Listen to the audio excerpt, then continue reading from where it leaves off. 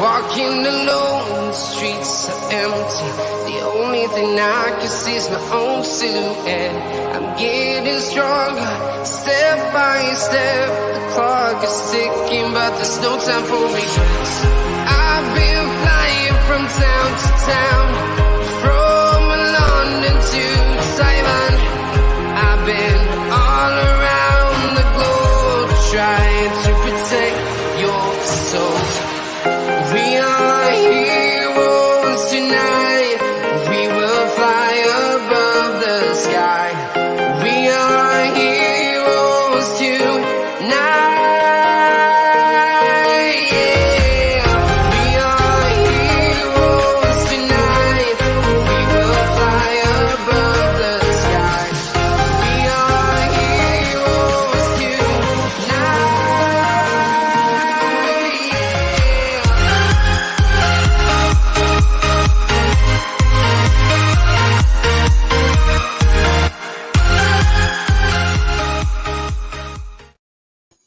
Yes, people, welcome back to Let's Talk Premier League. We're here for another episode of Transfer Talk, as always, 5 p.m.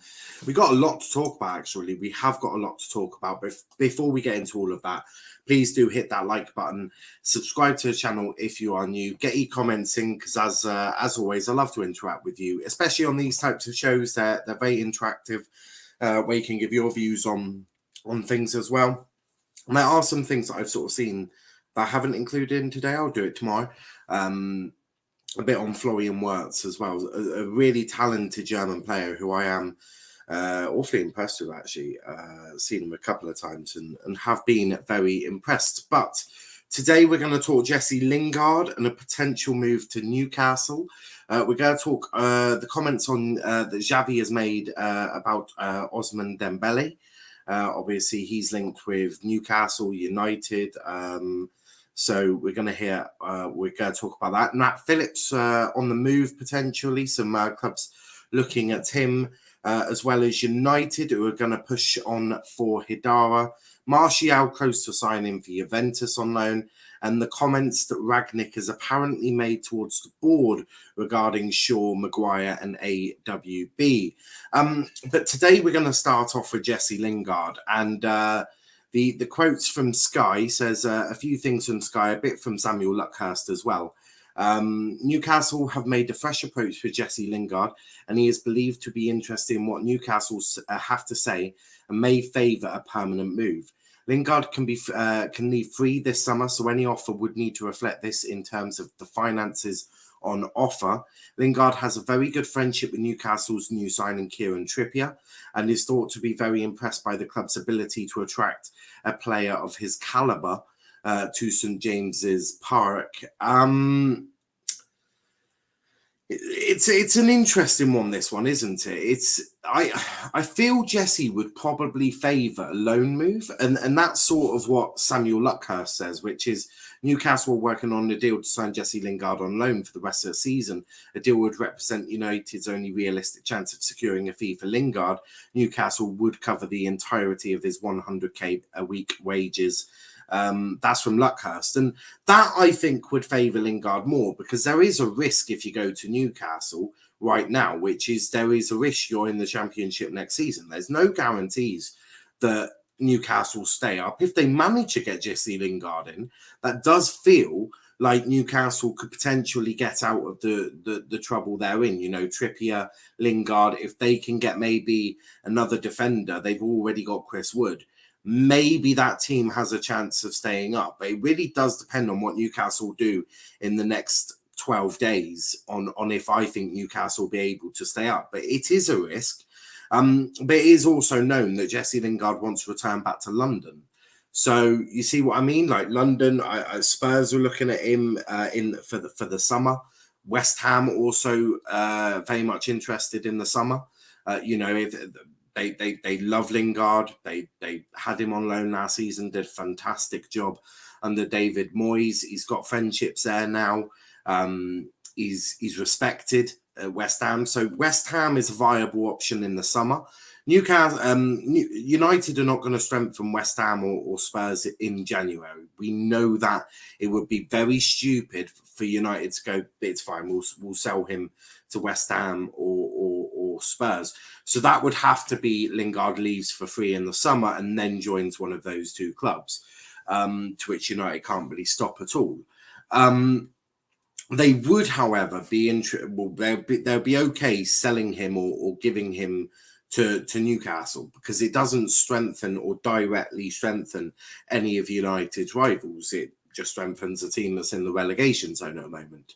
And at this precise moment, United are not in a relegation scrap. So it's really a difficult situation for Lingard. And it really depends on what he wants. Now, I feel that Lingard will be able to secure a move in the summer at a top club. A Spurs, a West Ham, both of which would take, I think, Jesse Lingard on a free. Whether they'll be able to meet his contract demands, because if he's left for a free, he's going to want that sort of money in a contract, maybe additional signing on fee, a higher wage. So he'll want that represented in the contract that he signs. Now, Newcastle right now have the money. They have the money to pay however much United want for Jesse Lingard, which I can't imagine will be anything above 10 mil if they're lucky. And I think Newcastle are easily able to meet Lingard's wages. They have the money. And right now, Newcastle aren't run like a City, like a Liverpool, like a Chelsea. So they are sort of throwing cash a bit all over the place. But that's fine, because that's how City started. City started throwing some cash at some people, and then they got a system in place, and it started from there. So I wouldn't be too worried if I was a Newcastle fan about how the money is being spent. But Lingard definitely improves Newcastle to the point where, for me, that they do hugely benefit. But it really depends on if Lingard wants to make that move. Lanzi says, off you go, Jesse. It's Adam Hossek's season. I wouldn't rule out West Ham yet. I really wouldn't. I wouldn't rule out West Ham. Lingard he's open to listening. That doesn't mean he's open to signing. There's a huge difference between I'm willing to listen. And he may take a loan move favourably, because then, he'll be fighting for a new contract, won't he? He'll be fighting for that contract to West Ham or Spurs, should he only go on loan to Newcastle, or Newcastle if he keeps him up and he's on loan. So it's a really interesting one. So I certainly wouldn't be ruling out West Ham at all. I really wouldn't. If Jesse goes to Newcastle, he'll go to a championship. I hear that. Again, it so depends on who Newcastle bring in the next 11 to 12 days. If they can get a central defender, Newcastle, and if they can get Lingard a central defender, I think they're in a little bit of a stronger situation than maybe a Watford. But it depends on who those players are. I think a Nat Phillips improves Newcastle as well. So, if I was Newcastle, I'd be looking at a Nat Phillips. I'd look at a Lingard. I'll go, that's two players who improves our squad. Lascelles, for me, doesn't do it. And I don't think they've got a Lingard. Obviously, you've got St. Maximin, but imagine having St. Maximin and Jesse Lingard with Alma on. I think you're starting to see a lot more creativity for Chris Wood. Right, Chris Wood's going to need service. He can put the ball in the back of the net, but he does need a bit of service for that to happen. Big up to Ravi, who says, I think if West Ham don't bust the cash, they will kick themselves. I don't think they're too concerned. I think if they can get him for free in the summer, that is brilliant. I think if they can't, I don't think they'll kick themselves. I'm sick of people highlighting Elanga as just pace and power. I don't want to do this constantly, but people are talking about his physical attributes because of his skin colour. He is an intelligent with skill, good decision-making and dribbling. Just a point I'd like to make after someone on Twitter said he's just another Rashford, so disrespectful. No, Langa's a young player. Has every young player for me, they are pace, power, they are one-dimensional to say a little bit, but that's not to say that they're going to stay like that. Obviously, at the moment, Ilanga is raw. He's a very raw player who is going to use his strengths to his advantage. So pace and power, he's got that in an abundance. He's a very strong young man. He's quick. But you are right, he is very smart, and you can see that he'll develop, and you can see already from when he was first used to where he is now, he's developing every week, every training session, and he will continue to develop. I think Ralph Rangnick's actually had a positive impact on him and Mason Greenwood. The two players I actually think really benefited from this change of Ralph Rangnick, because you can see certain elements of their game already changing. If it was under Ole Gunnar Solskjaer, I don't know if that would quite have happened, especially with Ilanga. So yes, at the moment he is a bit more one-dimensional, but he will improve absolutely. What's an Ilanga? Don't need Lingard anyway. Lanzini, Fornals, and Vlasic all clear right now. Certainly, they're in better form because Lingard hasn't played a single minute really, apart from the young boys game, and I think he's made 5-minute cameos. So yes, on form they are. But Lanzi, I'm not going to lie to you, mate. You were all over him last year because he was doing a fantastic job at West Ham. I can't imagine West Ham would miss a chance. I don't think they would. You lost to Leeds, Lanzi, sit down, small club, currently in a hotel room in Brentford. Brentford hotels are way better than Birmingham ones, indeed. You lost, oh my lord.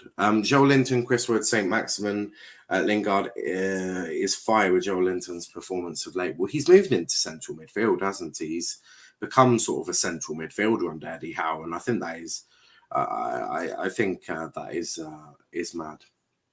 Can he shout Dylan Gill when it's quiet in the game? I need publicity. Facts now, love it.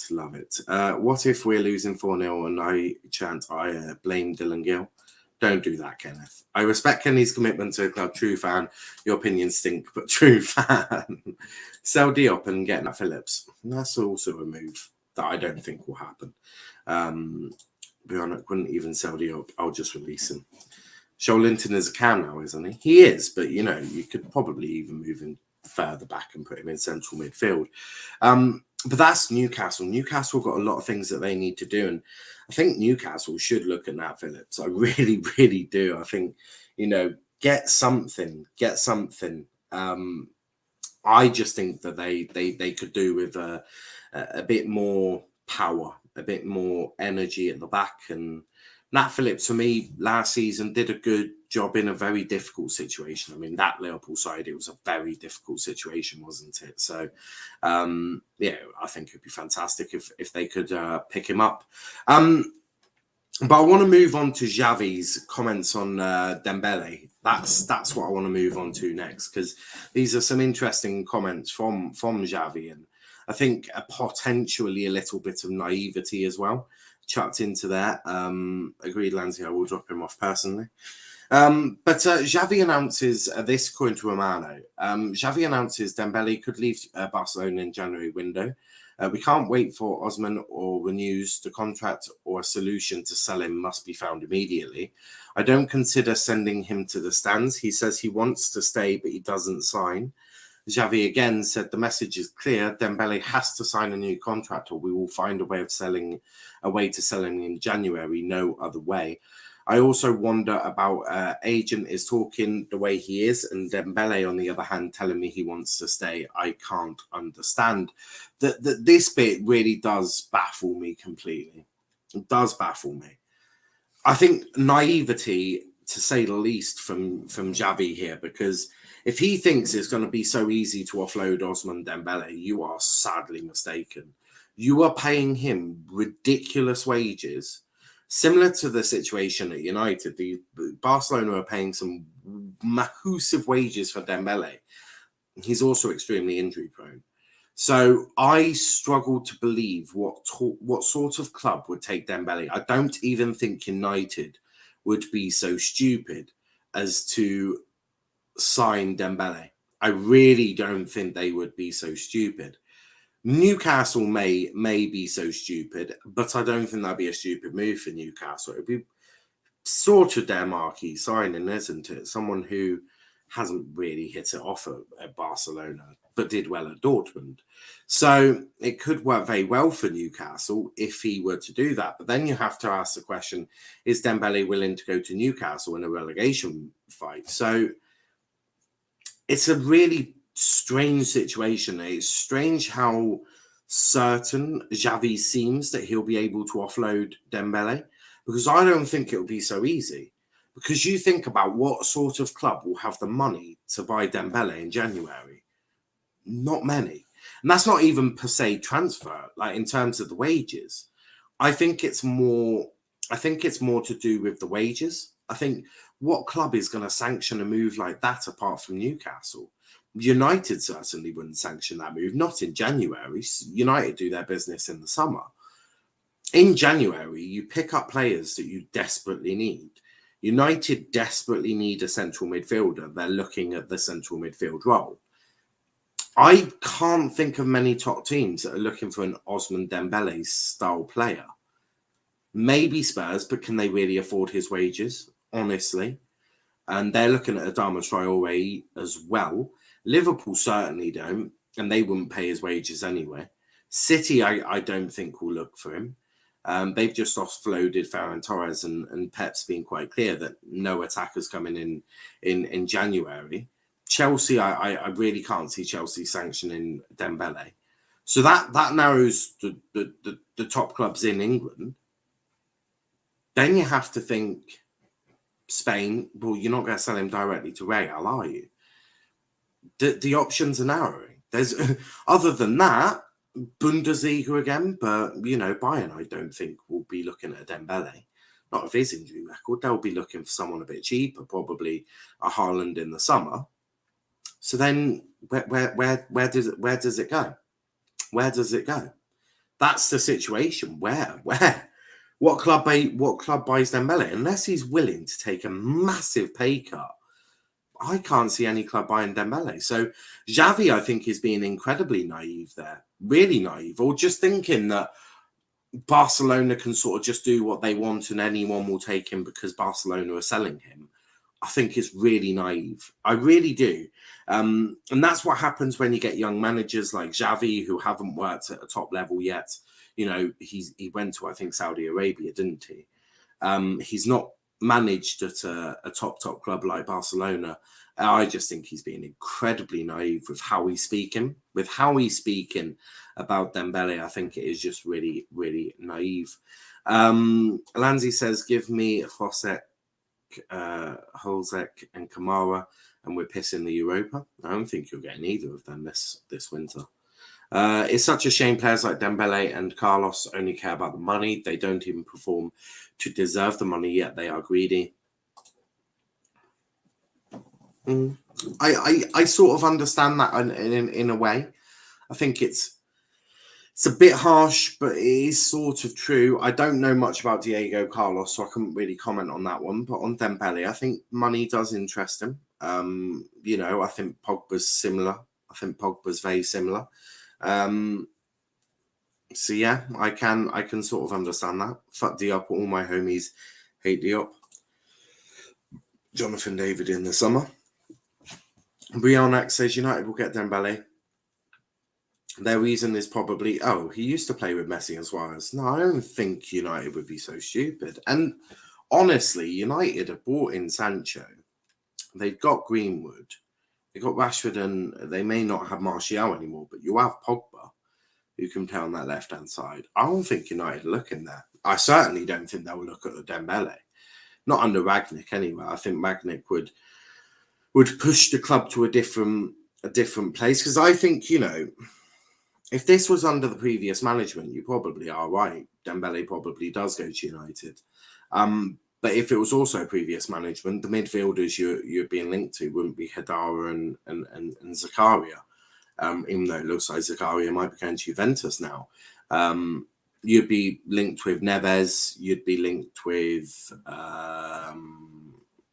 Declan Rice. There'd be a sort of DMs that United are linked with, not necessarily Hidara or Zakaria.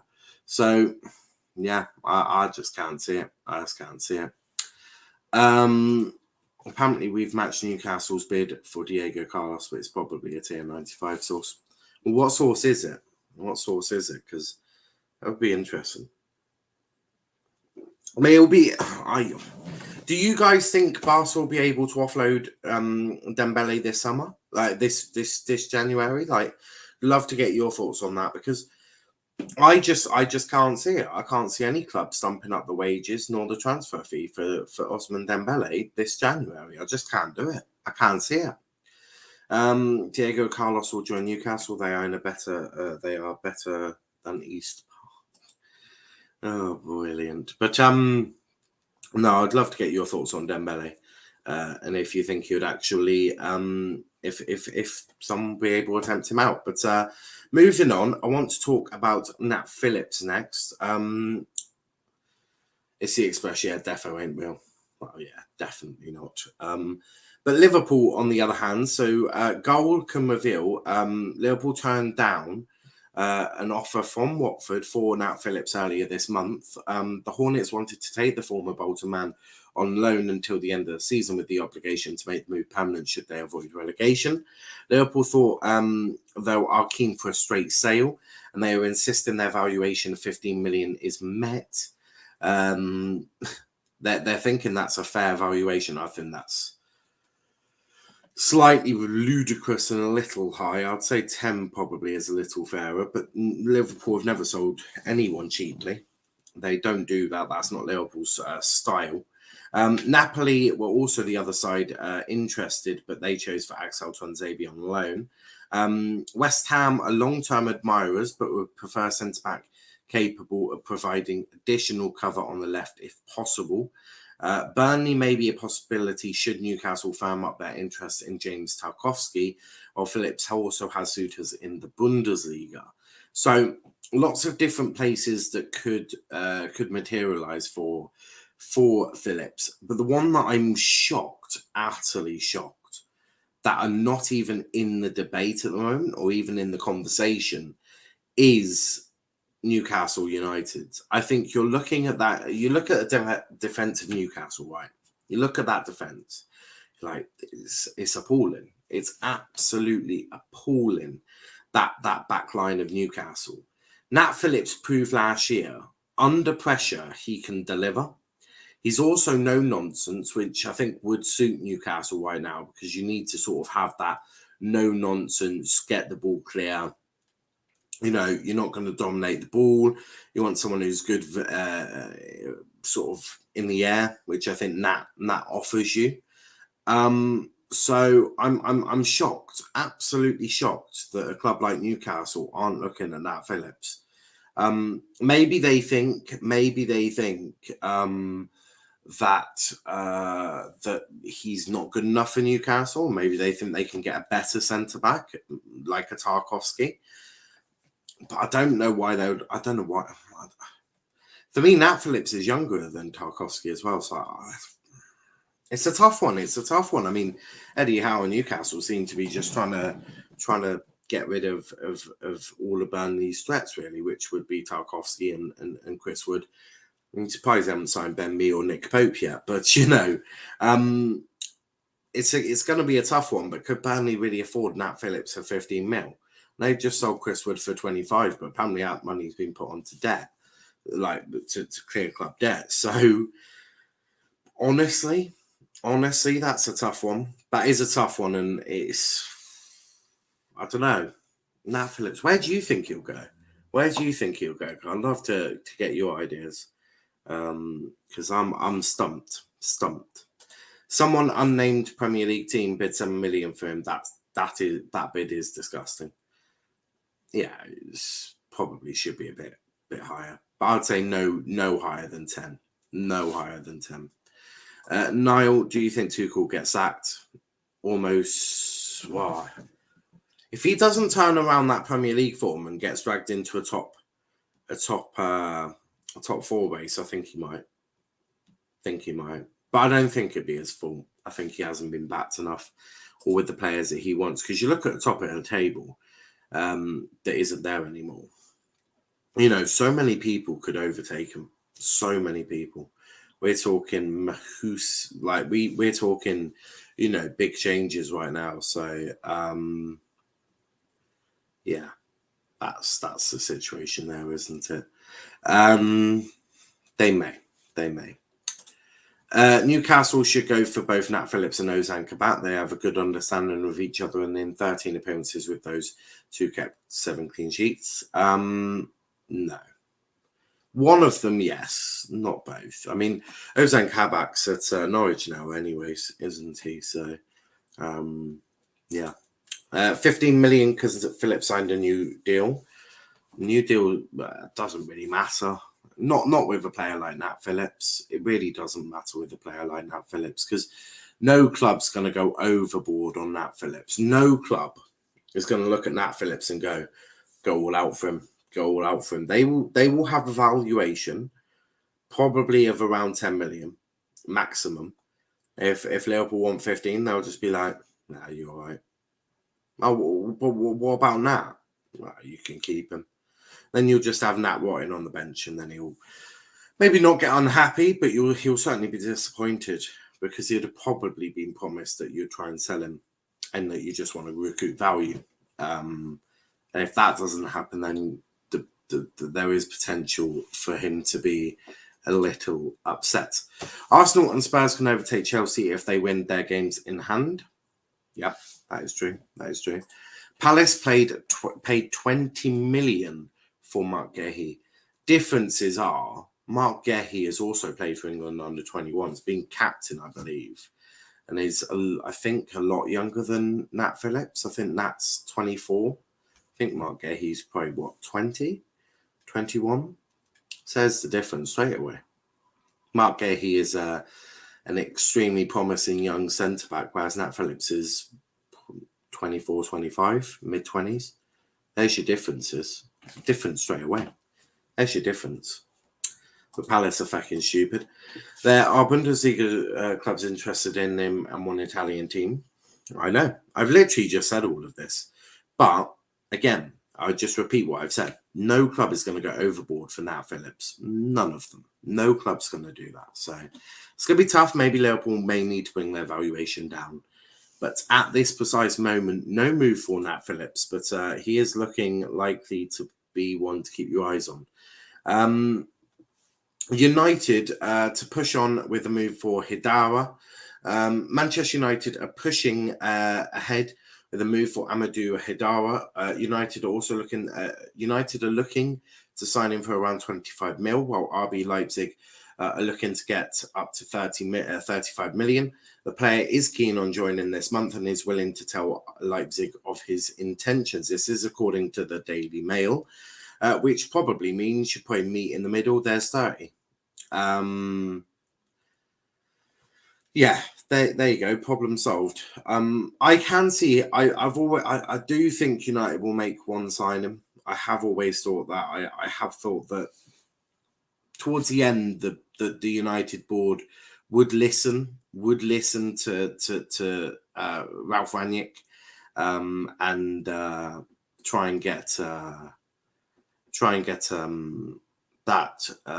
So yeah, it's one of them. But I can see Hidara moving to United. I've always thought that they would listen to the board in the end.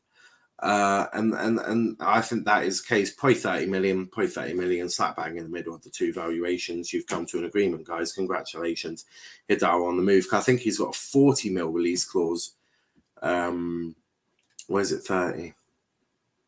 Might be a 30 or 40 million pound release clause in the summer. I pay 20 for him. Anyone better than Diop? No, you wouldn't pay 20 million for Nat Phillips. No, did Aaron get ID for a beer at Donny game yesterday? That's jokes, man. He didn't even go to the game yesterday. Didn't even go. He sat at home and did a watch along. Hidara ain't that good. He is inconsistent. Just go get Zakaria. Literally said he wants to leave. Problem is, Juventus are also looking at Zakaria, and Juventus are very good at picking up their free players. And Hidara, I think Hidara as a two, as backup potentially next season, could do a good job. I don't know too much about him, but I believe he could do a good job. Learning from Ralph and all of that good stuff. So I wouldn't put money away. I wouldn't say he would be a bad one, a bad move. It would be good for right now, and then you can reassess in the summer. But they are looking at another one. No, but on the title of his stream said he got ID'd for a pint. I don't know. I mean, he is a child, isn't he? So, Martial close to Juventus move. Let's briefly talk about this one. Anthony Martial is close to an agreement with Juventus and is ready to say yes to them. Manchester United are asking for an important onerous loan. Juventus have accepted to pay his full salary, but are now trying to lower the fee. As you may be aware, United want the full salary paid, which is 200k a week, and they want a £7 million loan fee. As I said, I can't imagine anyone paying either the full wages or that. Clearly, Juventus might actually be stupid enough to pay the full wages, but they're going to try and haggle the loan fee down, which may be United's only chance of getting rid of Anthony Martial this January. It really depends on how stubborn United want to be, because I've also said if you get Martial out on loan, he does a good job. That is better than him rotting in your reserves or just in the squad, causing problems, shall we say, being unhappy at United, whereas he could be going out, getting some game time. New manager comes in, may go, actually, I don't really want Martial. But you've put him out on loan. Let's say he's had a good loan spell. You've increased his value. He's then been able to be sold quite easily, and for more money than you'd have got for him in the summer or now. Or option two, the new manager that comes in goes, I really like Anthony Martial. I want to keep him. And then you've got an Anthony Martial that's fresh, happy, and informed. So this could only be a positive if United do manage to do that. You get a little bit of money. Juventus will pay a loan fee. I just don't think they'll pay 7 million. So that's the bit on that. But it would be a good move, and that's from Sport Witness and Tutto Marcato Web. So it seems reliable in Italy. Niall, what do you think Martial will show? What do you think Martial will show his best when he moves? I think it will take him time, but I think he'll be a lot happier and I think he'll perform better. Yeah, I do, especially in Serie A. You're right, mate. Big up Jordan in the chat as well. But the last bit to talk about before we wrap up is Maguire, Shaw and AWB. According to Graham Bailey from 90 Minutes, in a presentation to the United hierarchy this month, Rangnick told them that Luke Shaw, Bissaka and Harry Maguire were not good enough to be playing for Manchester United and would need replacing. Rangnick is believed to have made it clear that other United players have impressed, including Fred, who he maintains could play a key role in the side, especially if they are adapting a pressing style to play moving forward. And this one sort of does make sense because Fred, I've always said, Fred has a place in the squad. I've always said that. Maybe I don't necessarily agree with the key role because I think there's a lot that Fred does. I don't think he does enough that outweighs it. So there's a lot more negatives than there are positives for me. But again, I just run a small YouTube channel. I'm not Ralph Rangnick. And that could be the sort of stumbling block. But it's an interesting one, isn't it? We've all said Maguire's not good enough, right? In terms of for a high line, he's nowhere near the standard of a United centre-back. And to be honest, he's pretty dog shit captain. Luke Shaw potentially does have a role in the team, although he's really going to have to pull out his A game, really, because it's not been good enough. And I've always said, Bissaka does not meet the standards at all. He's not even a good right back. He's good at slide tackling. Positionally, dodgy as anything. You know, some of the defensive stuff he does is all right, but you need a bit more than that if you're going to be a United right back, especially in the modern day game. And in fact, I'd argue you need a lot. You need that a lot in any sort of club you're at, whether that be Crystal Palace, whether that be Norwich, whether that be United. You need more than just being able to slide tackle and the occasional defensive duties that he does. You need to be able to impact play. You need to be able to get upfield. You need to be able to do lots of things I don't think AWB is quite good enough for. So I don't think he is good enough, and I do think ultimately he will end up leaving Manchester United. Maguire, I struggle to believe how anyone's going to pay his wages. You're not going to get much from Maguire. You're not going to get much from Maguire. He's a pathetic captain, pathetic centre back. The only time he's got violent is towards some police officers in Greece. He's a disgusting human who ultimately doesn't deserve to put on the United shirt. Shaw, as I say, I think there's a bit about Shaw, but I don't know. He's very inconsistent. He's had only a couple of good seasons at best at United. I know, obviously, he's had the horrific injury he suffered, but he needs to be doing more than that for me. He does need to do more.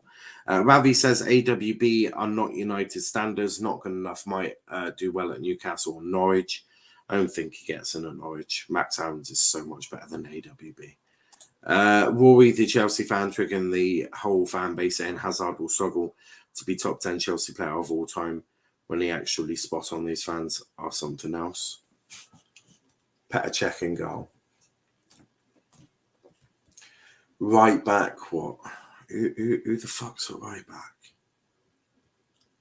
Chelsea right back. Well, it doesn't even matter of all time. Well, Cech's higher than Hazard, isn't he? Lampard, Terry, Cole, Drogba. That's 3, 4, 5. Ivanovic.